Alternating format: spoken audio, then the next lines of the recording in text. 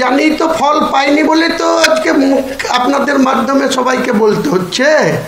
উনি বলছেন ওনার ফর্মুলা আমাকে মানতে হবে। ওনাকেও অনেকবার বলেছি যে ভাই আমার দুজন সভাপতি এই ধরনের আচরণ করছে, তুমি সভাপতি হয়েছো, তুমি এটা ব্যবস্থা করো। করতে পেরেছে?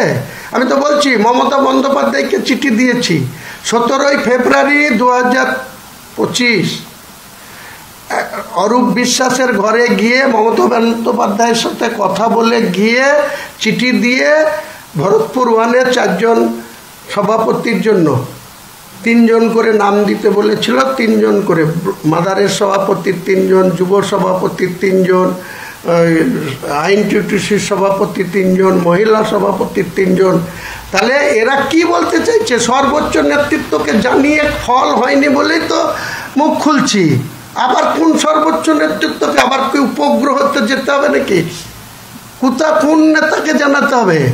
ওর কাছে আমাকে উপদেশ শিখতে হবে, নীতিবোধ শিখতে হবে? আরে তোর এই নীতি কোথায় ছিল 2006 সালে, যখন অধীর চৌধুরী এমপি তার 5 চিঠি অতীশবাবু কংগ্রেসের এমএলএ, একটা বর্ষিয়ান নেতা, সম্মানীয় ব্যক্তি, তার বিরুদ্ধে যেদিন কুড়াল চিহ্ন নিয়ে দাঁড়িয়েছিলি সেদিন তোর নীতি কথা কোথায় ছিল? 2018 সালে তৃণমূলে এসে তৃণমূলের সৈনিক হয়েছিস, আর 2012 সালে আমি কংগ্রেসের বিধায়ক পদটা ত্যাগ করে এই তৃণমূলে যোগদান করে আমার ভাগ্যে কি জুটেছে রে? তোর সাথে উপদেশ শিখবো? চ্যালেঞ্জ আমিও অ্যাকসেপ্ট করলাম। আমি রেজিনগর দাঁড়াবো, আর কাঁদিতেও দাঁড়াবো, নাহলে আর এক হুমায়ুন কবিরকেও কাঁদিতে নিয়ে এসে দাঁড় করাবো তোর বিরুদ্ধে। দেখবো তুই কত ধানে কত চাল হয়, তোকেও দেখাবো।